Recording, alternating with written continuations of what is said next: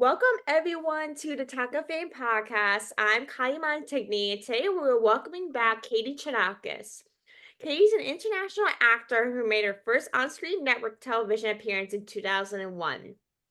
Racing the silver screens ever since, Chonacas has globalized network television, landing roles on top television series such as CBS, CSI New York, Cold Case, FX Networks, It's Always Sunny in Philadelphia, Law and Order SVU, to name a few. Chonacas always excelled in film as she books supporting roles in films such as Al Pacino, Milla Jovovich, Robert De Niro, Jessica Simpson, Morgan Freeman, Antonia Bernardis, and Nicolas Cage. Producing her whole life professionally since 2007, currently she's producing a web series titled Couples Therapy using her creative brand, Sophisticus Psychos, which is currently on its third season. Along with that, she's a host of She's Over the Place podcast, which is a podcast focusing on business and entertainment, the arts, culture, and education. She has worked in the entertainment industry now for over 2 decades, which she brings forth energy, passion, and excitement on how one can walk through the path with their dreams and goals with ethics, morals, and values. Each episode will inspire you to live your own creative life. Listen in the links below in the show notes or wherever you get your favorite streaming service. So, welcome back to the podcast, Katie. I'm super glad to have you back on today. Thank you, Kylie. Me too. Thank you. You're so sweet for the introduction. I appreciate you. Thank you. So you have tons of new things going on right now. So tell us more about those projects. I know you mentioned a ton of them before we started recording, but tell us kind of what you have going on right now. Sure. Yeah, wonderful. So, as a human, as an artist, I think it's just so important to just keep creating, with all the stuff that's happening in the world and as we grow and evolve as humans, just to create. So I was just in France for 8 weeks and Mhm, I was closed. My heart was very closed. And when I was in France, I wrote a couple poetry pieces. mhm. Since I've been back, I fell in love and wrote over 10 pieces just from that. But my heart's open now. And so I just, the first piece I wrote is called Last Train to Paris. And I just released it a few days ago on all the streaming platforms. My poetry piece under Saint Kyriaki, my baptismal name. Saint Saint Kyriaki Kyriaki. So that was really beautiful, and it's a poetry piece to myself. I'm talking to myself when I'm saying I went to France and people are like, are you in love? Are you there on a romantic holiday? Because it's so romantic in Paris, and it is. And I woke up and I was realizing like I was romancing myself. I was taking myself on a trip to befriend myself and get connected with myself deeper. And I wrote this piece called Last Train to Paris. So would love for you to listen to it. Yeah. So I came back from France and I've just been writing these poetry pieces. And I watched Selena Gomez's documentary, My Mhm. Mind and Me, and her bipolar and being split and all the things that she's doing and the pressures in the fields that we work in. And it's like, with my age where I am, what I've tried to do, like you have to pivot and shift, and you have to like there's an illusion and there's an like idea and there's like fantasies of who we are and what we want for ourselves. And then there's tenacity of going after it. But, things change, and we get to change with the times of technology and as we evolve and what we put priorities and values on. So that really Billie Eilish's documentary struck a chord with me. Nina Simone, Amy Winehouse, most recently Selena Gomez, her Mhm. documentary, and she's really focusing on acting. And with my podcast and with my music, which is very poetic, Mhm. with my poetry, with me doing voiceovers, with me acting and having the craft as an actor and poetry as my base, like Shakespeare's, I can just take my poetry and recite it and not put the pressure on myself like I used to, because I used to write poetry pieces that were 9 pages long, Mhm. where Last Train in Paris is 1 minute. And I can memorize some of them, but I don't have to put the pressure to memorize them when you're a poet, you're doing a poetry reading. So taking the pressure off of myself so I can enjoy it more and actually focus on what the meaning of the piece and the words and the sound and the vibration of the meaning, memorization that could come in the near future, but really focusing on the meaning of these pieces and where my heart is now as an artist, and sharing my evolution with others who attune and hear it. I know, right? And you mentioned Selena Gomez's documentary. I've Yeah. watched that a few weeks ago and I absolutely loved it. Like, do you have a favorite part of the documentary? Or what did you kind of like about it? Yeah. Oh God. Now I'm gonna get so vulnerable. It was like the opening part where, like, she's with um I forget his name off my head, but he's like, the legend guy that she signed to, Geffen. And she's doing her last rehearsal before opening in Vegas. And his kids are there and he's there and everyone's there. And then afterwards, she's in her room talking to her whole team, crying, thinking she's not good enough, how worthless she is, how she doesn't feel good enough. And how he's gonna fire her and not want to work with her. And that rawness and that realness is something you can't share with the doctor or share with people unless you actually see what she's talking about.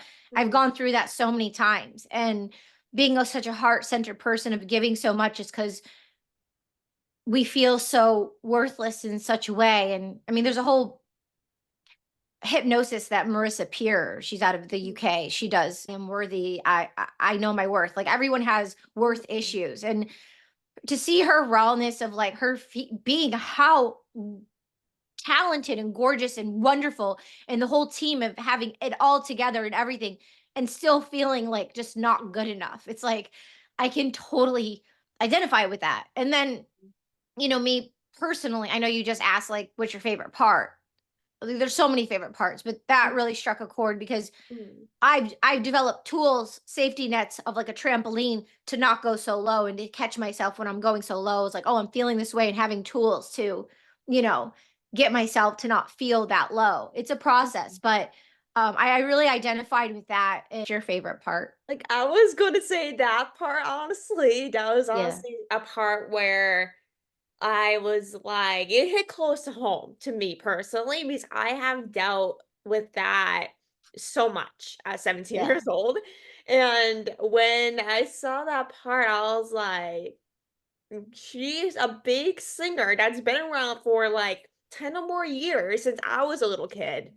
Deal with that. It made me feel like, okay, celebrities, they're big like Selena Gomez, have feelings and feel like that, even though they're amazing, they're beautiful, they're kind. Like they have all these traits, but they feel like that, even though she's a big artist and she started out. And once Yeah. I saw that, I'm just like, I saw someone that kind of had a similar kind of trait as I did feel the exact same thing. Even though I'm 17 years old and do so many things, it made me feel like I wasn't alone in that situation, which made me feel like I wasn't the only one that had to deal with that same situation. Because sometimes when you are in a career field, maybe such as an actor or whatever, sometimes you feel like you're not good enough or you just like kind of don't feel worthy. And I have dealt with that so many times over the last 3 years, which is crazy. Like I kind of didn't know what it was like until like recently. And No, that's that's something that a lot of people deal with and it really needs to be seen more often than nothing. yeah. And oh, everything you're saying and we're saying is like, then it makes me feel this is what leads me into, that's why it's so important for us to have community and people we can talk to, not to tell us what to do, but who can just listen so we can get it out, so we're not stuck in that, because we stay in this loophole, and years can go by or months can go by or days, and you're in this loophole. And so it's important to surround ourselves with people we can actually talk to, you Hmm. know not to tell us what to do. I mean, that's what coaches are for, or agents or team players, but also just people we can talk to without being judged, And sometimes that has to be outside of our family circles and outside of our friend circles if they don't know how to just listen. Because most people want to protect you and say, "Oh, don't feel that," or they don't know how to deal with their emotions, or they don't want to deal with your emotions, so they don't know how. It freaks them out, and it's like we just need someone just to listen. Sometimes we just need to get it out. That's why obviously journaling is good, writing poetry is good. And the alone time is great, but then it's also important to Hmm. connect and not be so isolated, because isolation can take you deeper down an isolation hole. And depression is on the rise. I mean, it's anxiety's number one, and depression. I mean, they're huge, and so we need human connection and this what we're doing right now, being real, you know? For sure. Yeah. Like I'm always the type of person that always tells people, "Don't hold it in. Just let it out. I don't care if you want to scream at me, like punch me in the shoulder or something. I don't care. Like as long as you're getting your emotions out and talking about it, that's the most important thing. I always tell people never to hold your emotions in. Because if you keep your emotions in, it will just make matters worse. And trust me, it's make things worse. I have dealt with that. I've done the exact same thing. Trust me, talking about it and getting it out is much easier than holding it in because it will lead you to be depressed and anxiety. And to talk about it, it'll help you get rid of those emotions and anxiety that you're feeling. Whether it's talking to a therapist, family, or even friends, having that support helps you in the long run, no matter what, because there's people that care for you and want to be there for you when you're dealing with something like that. Two things. One, it needs to be a trusted source and it needs to be soothing. So if you're a Mhm. check-in would be like, oh, I keep sharing this thing with my mom or I keep sharing this thing with someone, but I feel like frustrated and even worse afterwards, then that's a boundary of like, that's not a safe space in person to talk to. Right. So we Mhm, need, yeah. because they could be like, oh, I keep telling this person, but it could be in the cycle of not sharing with the person who you want to share with, they just might not be the best person to receive it. So check in to see, are we feeling better after we talk to this person or are we feeling more frustrated, right? Mhm, And the other thing is I agree what you're saying and on a cellular level like it's toxic. It causes cancer. Like mhm, keeping it inside and then you blow up. I mean, people who I think die is because like they I've seen some people, not a lot, but like they just keep it all in and then cancer happens. You know, you need to get it out. We need to express. mhm, It's how absolutely. Yeah, that can happen. dancing. It doesn't happen a lot, but it does happen. Yeah. Yeah, I don't know. I don't know the numbers on it, but yeah. I'll Yeah. have to look at the numbers now once we finish now because now I'm very much curious on what the numbers are for that. Because I don't know much about it, but I definitely have to look at it and see. Yeah, definitely. Yeah.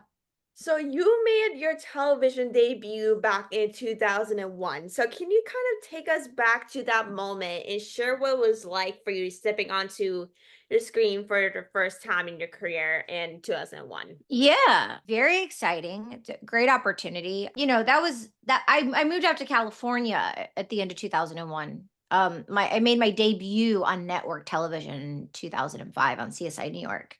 And Gary Sinise said I was a very soulful actor. He gave me one of the Mm, best compliments in my career. Um, and it's something I hold as a gem within me. And I actually just um when it took 2 days and I went through every single TV show and movie I've been on and I time stamped it because I'm updating my reel as an actor.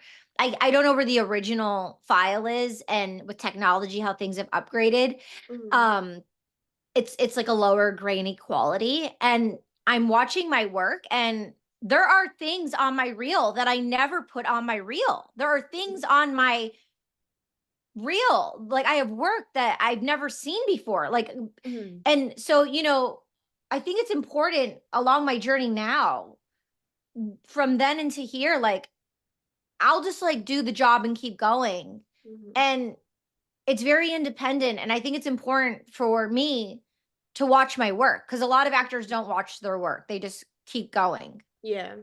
I didn't realize how much of my work I haven't seen because like you live with it for so long and you know what you know, but I actually didn't watch a lot of the films and TV shows I was in. I worked with Jonah Hill. What? Like Really? I worked with Jonah Hill. There's all these comedians and campus ladies. I was in Campus Ladies and Cheryl Hines from Curb Your Enthusiasm directed me, hired me in Campus Ladies. And Oh I'm my playing god. in a scene with this I think he's an Indian actor, but he's like a huge actor now and he's on a show. And it's like I worked with him. Like Mhm, in Jonah Hill's in this episode I'm in. And I was so young and I didn't realize like these were all like young people coming up. Like, was it before? Did you work with John Hill before he got big, or after he kind of started going He was in 7 big? episodes. It was in 2007. But I remember looking at Jonah Hill in 2014, 2012, 2013, when I was like gonna direct my first short film Mm-hmm. around that time, when people were like going to the union and like watching Ellen Page and Jonah Hill and different actors from like Blue is the Warmest Color, the Greek actor from the UK. And Mm-hmm. Jonah Hill was there. And I was just like, wow, looking at him like he's this big star, Yeah. not realizing like I could have kept going. I should have, I took time off after 2012. Like, because I felt so alone and so isolated, and it got really tough. And I felt like my rotors were just like on a car, like my rotors were rusty and they needed like new pads. So I didn't understand why, but I knew I was taking time off. I didn't know I was taking 10 years off because I was still doing voiceovers, but I went on this other journey, and it ended up being a decade later. And it's been a struggle, like, getting back in it, although I'm in it, and I came out, doing voiceovers as an actor, and developing my own short films and TV shows and series independently, and doing the podcast and having great industry folks on. Um, but me as an actor, like, I haven't updated my reel in 10 years. Like, how am I an actor? Like, actors act. Like, what am I doing? Like, I need to act. I mean, the challenges, and Mm-hmm. like I woke up and like everyone had a blue chip, and it was like, what is this? I like, because I was like in a relationship, I was in a toxic relationship, I was creating my own content. I woke up and there was influencers and there was like a blue checks, and it's like a whole nother beast, and like the world moved on. I was like so ahead of it. And then I felt so behind. And then I like started running in 2020 to get like back on it. So I've been like on it, I'm like Mm-hmm. here, it's center to the core. I positioned myself in the race, right? It's like a cross country race. I positioned myself in the race to be like, you know, working and known, and like just like, be taken seriously. And I have a team, and I'm going out for projects, and I'm booking stuff, which I'm very grateful about. But like I'm also like cleaning up the slack from, like I in an acting class. Like I've been in acting classes, and I read, and I'm writing poetry, and I'm reciting it as poetry, but like I want to be studying in a class again. I need to be with my fellow thespians, like acting. Like although I've done what I've done, like I want to be like in an acting class again, and part of my craft. And I've always continued my craft. I've never stopped it. But it's important for me now to be in a class, and like I said, I I'm getting an updated reel, and there's new things on my reel that like I didn't even know that I did. So I'm having all the scenes, and then taking those scenes and putting them on, the social media on Instagram. I think I should focus there, because Mm-hmm. focusing on so many is too much. But having my work be seen, because if I didn't know about these things, but other people have seen my work and they've said things to me, but if I don't know, how are other people going to know the work I've done, right? Yeah, So like, right. so it's an opportunity to be grateful, and to show like me working with Gary Sinise, and say like a nugget of what he said about me. And oh, I worked with Jonah Hill. Like I just found that out yesterday. Like I didn't even know that. Like that's mind blowing. And there's other things, I won't bore you with the details, but those kind of things are important. We can be where we are and we can keep going, but then also have moments of taking time to smell the roses in your garden of what we've built and accumulated to this point, and have reflection, and kind of go back to like see your identity, like who I was before this thing happened, right? Mm-hmm. Who I was, where I was, this choice that I made, a fork in the road that happens because life happens. But Mm-hmm. we can always not go back, but because there's no going back, but we can reflect on what was, grieve it, allow it, understand it, be sad about it, appreciate it, and also, celebrate it also, and it's a part of our journey. And then have that meet where we are now, and have it be healthy tools to not shame and blame or put ourselves down, but to take the good, the honoring, Mm-hmm. and to dismiss the rest, and then to move forward accordingly, right? Because we go on these different journeys. Life isn't linear. But I'm so Mm-hmm. happy to be connected to my actor even a newfound layer, because I'm always connected, but I have Mhm. a newfound golden layer of my actor, of myself as my artist, as my craft, more power. Like, last thing I'll say, and I'll let you talk because I keep going on from the original question. I was watching this director the other day, and he said something like I said earlier, but no one's going to pat you on the back and say, "Oh, you're a director, let me give you this role. Oh, you're a podcaster, like, let me get you this guest." And like, no, you get to go after it. Whatever it is, the principle, you go after it. And you say you're a director, you say you're a podcaster, whatever principle it is for you, that's what you are, and then the rest is a negotiation, and then Mhm. you negotiate your rates, right, of Mhm. what that is. But you need to own it, and own it, and keep that, because you're creating this thing for yourself that it's yours, and that no one else is going to create for you, and no one can create for you. And we can't ask for approval from other people. Have Mhm. to own it and show up. Oh, right. Yeah. Like I love the things that you brought up because not everything is gonna come to you. Like some you will always have to go after something that you want, whether you're an actor, podcaster, whatever you may be, you can be anything, and you have to fight for it no matter what. Like even if you work hard and work maybe a 9 to 5 and basically kind of do like your hobbies or your like passions when you get out of work after a 9 to 5 job. And that's something that you kind of do as like a hobby, something that you want to get into so you can quit your 9 to 5 job. It doesn't come automatically. Like you have to pay what you want to do to get it. Like, of course, things come to you when you work hard for it and you work your butt off to do something. But basically, everything that you get is you working your butt off and getting what's right. That's what, or every job and everything comes from is you working your butt off and getting lessons and everything to be successful. That's the main key. And working smart, right? Mm. People think we need to work hard and they berate themselves or work hard how other people have worked hard. Discipline, Mhm. hustling, and going after it like an athlete in a healthy way, cool. And there's going to be stuff. Working your butt off, yeah. Yeah, but also working smartly. For Mhm. example, I watched the Emmys the other day. And Abbott Elementary, they've won before. And they won again. And before, I didn't think of this, but I thought of it this time. I'm going to look up all the writers. I'm going to look up all the directors. I'm going to look up the cast. I'm going to follow them. I'm going to start engaging with them. And I'm going to send some of the writers and directors my new reel.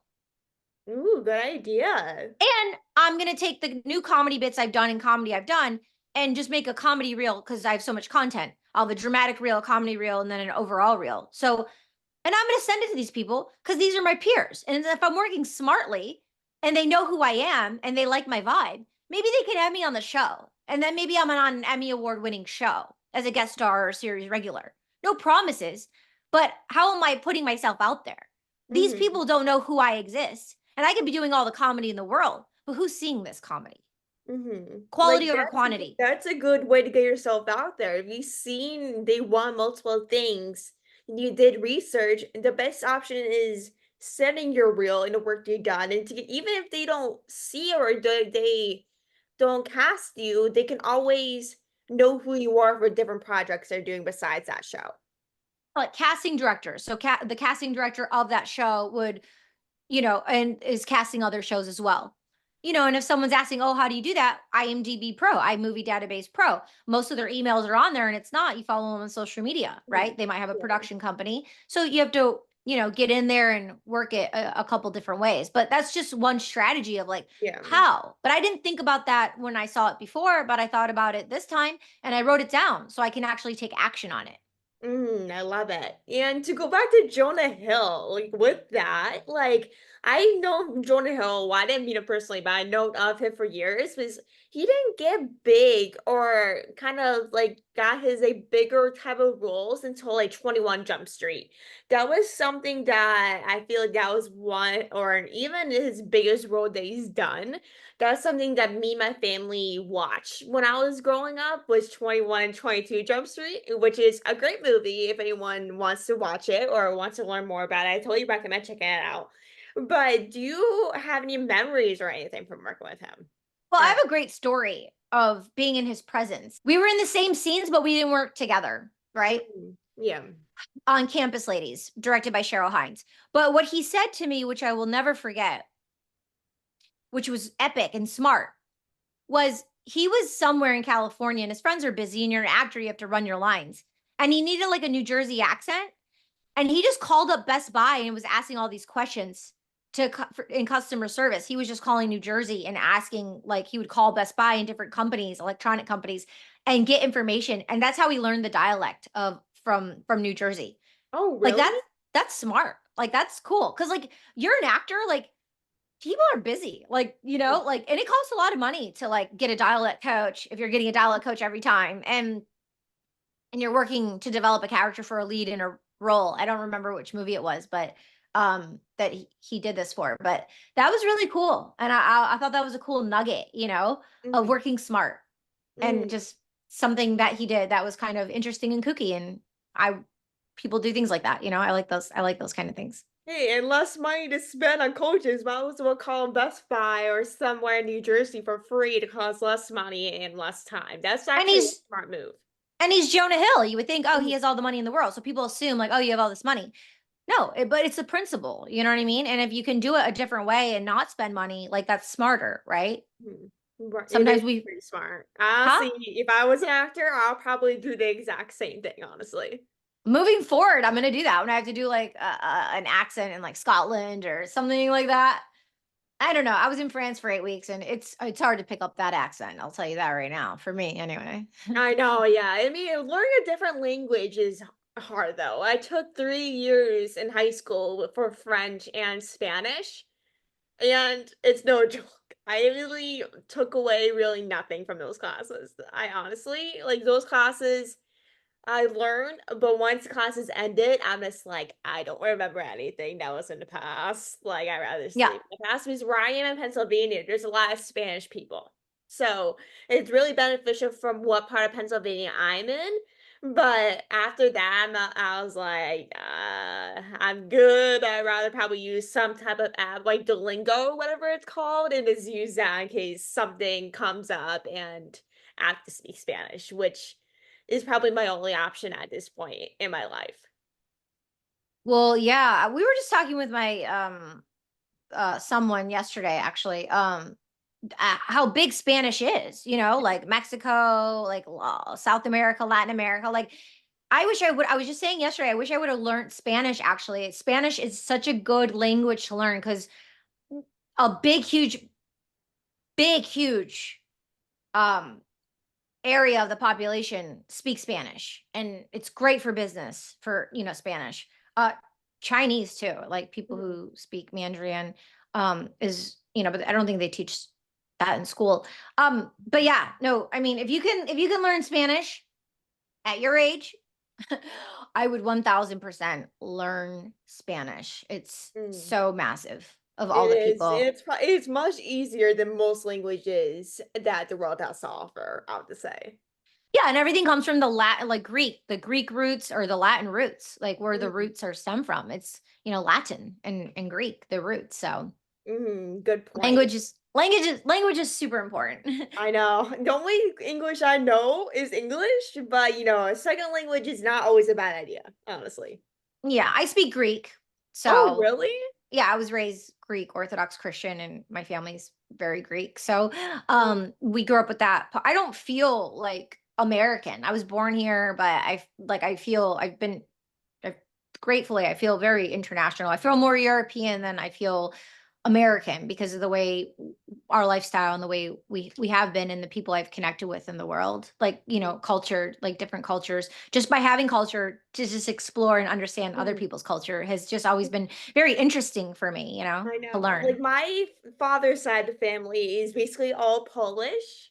So Oh, basically my whole dad's side is basically for like different holidays. We basically do like a whole Polish extravaganza. It's weird. Do like I don't know how to say Polish words. No one's ever taught me. I should learn more about Polish. We're YouTube. what? YouTube. The only words I know of, like, from Polish is "chachi," which is aunt in English. That's the only Uh-huh. word. Because in my family, we call our aunts, or most of us call our aunts "chachi," so that's kinda the only word I know. Well, real quick, it's funny you mentioned that because I'm my editor lives in Poland and he's from there. He just went back, and my girlfriend, who I know through him, they're there, and I'm going there and I'm shooting a short film. So I've actually been researching Poland and looking up the museums and the history of Poland. So start there by doing research. But I'm so excited. I'm gonna be going there really Oh soon. my I've never been. gosh, let me know how you like it. I'm jealous. That's crazy. I hope Yeah, you we'll have to enjoy do like it. a follow-up episode and like chat about it. I know, we had to do this episode just about Poland. This how, like, what you did, that'll be Yeah. amazing. Yeah, yeah, we'll do that. So We'll do that'll it. be amazing. So that's the best way to wrap up this episode. I really glad we were able to do a part two. It's been quite a minute since we last chatted on here, and I'm so glad we were able to chat again. I literally love everything you're doing.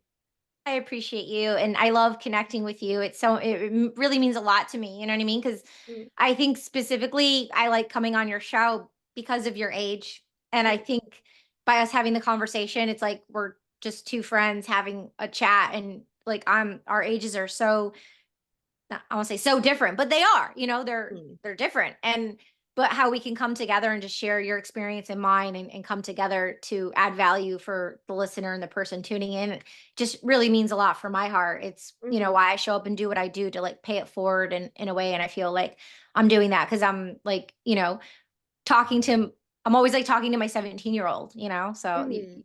you're I like know. It's great to get a different perspective on a different age, These for me, like when I talking to parents or my aunts and uncles or whatever, I'm always the type of person that wants to know about what they do at their age and what they feel, what's going on with their lives. So I'm the type of person that loves to talk with people that are different ages than myself.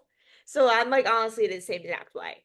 yeah, yeah, I was like that when I was 17 too. I would Oh, always like really? Yeah, I would always listen. I would like the elderly, 70, 80. I wanted to like Mhm. hear how they thought and what they said and their I scripts. know. And I I'm like, I'm not know. gonna be Honestly, like I'm that. really that right now, actually. I mean, I've always been like that. Yeah. Yeah. I just like listening. And I'm like, okay, I'm gonna remember. I'm not gonna do that. I'm not I'm gonna not do gonna that. do that, but I remember it. Yeah, yeah, yeah, yeah. But thank you everyone for listening. I hope you guys enjoyed this episode. We'll have to do a separate episode once you get back from Poland. But thank you everyone for listening. Make sure to like, subscribe, and review. And